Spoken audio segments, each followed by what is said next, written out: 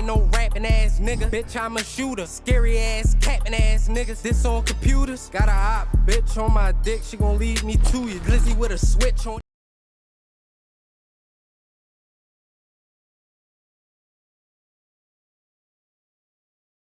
Some insight, some more information on this trending story that happened out of Texas this past week and also earlier this year. Now, buzzing rapper BTB Savage, he was shot and killed out in Houston, Texas this past week. It's a lot of background to go with this story. You know, earlier this year, there's a man, Omar Richardson. He was shot and killed in San Antonio. Now, shout out to AK-47 as well. You know what I'm saying? King AK, shout out to him.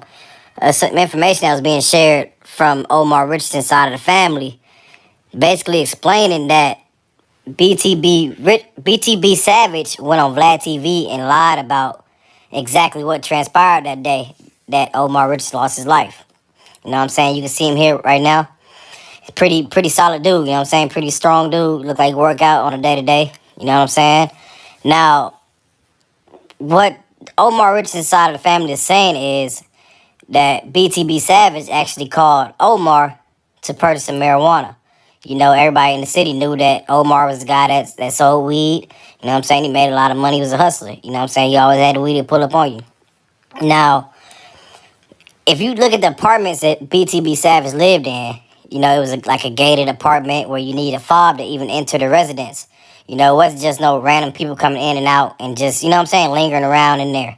So that was impossible. So he had to give them the information to even get in there, or Omar probably already had the code to get in there anyway because he's met him before and served him before.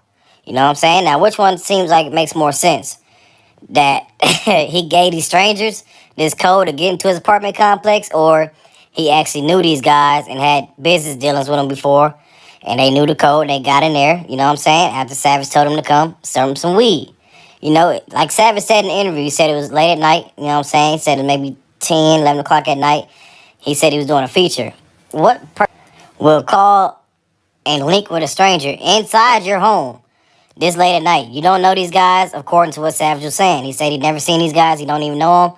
He knew one of the rappers, you know what I'm saying, from, I guess, social media. He didn't know him too well. And the uncle, which is Omar, he said he don't know who he is at all. Well, it sound kind of fishy, you know what I'm saying? You making this much money, you flash, you got jewelry, you shining, you got nice cars, nice clothes, stuff like that. You wouldn't invite no strangers inside your home with your girl there and your child there if you don't know these guys, you know what I'm saying? So that don't make sense. Now, Savage also explained in the interview that he had a tussle with Mr. Omar Richardson. Now, let's just look at this and just be plausible about this whole situation. You can see BTB Savage, he's not a big guy, you know what I'm saying? He's not a big guy at all. He looks like he probably 150 pounds, soaking wet, 160 at the most.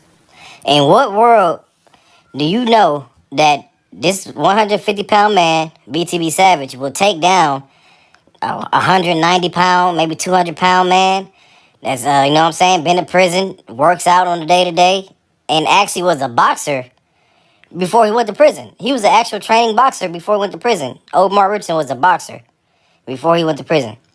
Now, do y'all think Savage would be taking him down in a tussle and and hold him down where he can't, you know what I'm saying, restrain him to where he can't move? That don't make sense to me, you know what I'm saying? I just have a lot of questions about that. None of that adds up. Now, what makes a little bit more sense is maybe they called this man to come over there to serve him some weed like he would normally do, so Omar not thinking nothing of it. He pulled up to him with his family in the car. He has his son in the car with him, and his girl or his sister was in the car. I think it was his sister that was with him. You know what I'm saying? It was a female and the son that was there. If he going to plan on doing a hit on somebody or a robbery or anything crazy like that, why would you bring your whole family there? That probably ain't even living like that. You know what I'm saying? Does that make sense? That don't make sense to me. So that's just a few questions. Now, I'm not saying this is exactly what happened. I'm just saying this is the story that the sister told, you know what I'm saying? The sister said that Savage lied on the interview, and she's explaining what really happened. You know what I'm saying? So as I'm listening to that, I'm kind of seeing like, okay, I can see both sides, but this side makes a little bit more sense to me. You know what I'm saying? So I don't know, man. It's a lot of questions. The FBI are involved in the shooting death of BTB Savage now. So we may get more information on the death of Omar Richardson as well. You know what I'm saying? So No, I y'all ain't just no stay tuned. rapping ass nigga. Bitch, I'm a shooter. Scary ass, capping ass niggas. This on computers. Got a hot bitch on my dick. She gon' lead me to you.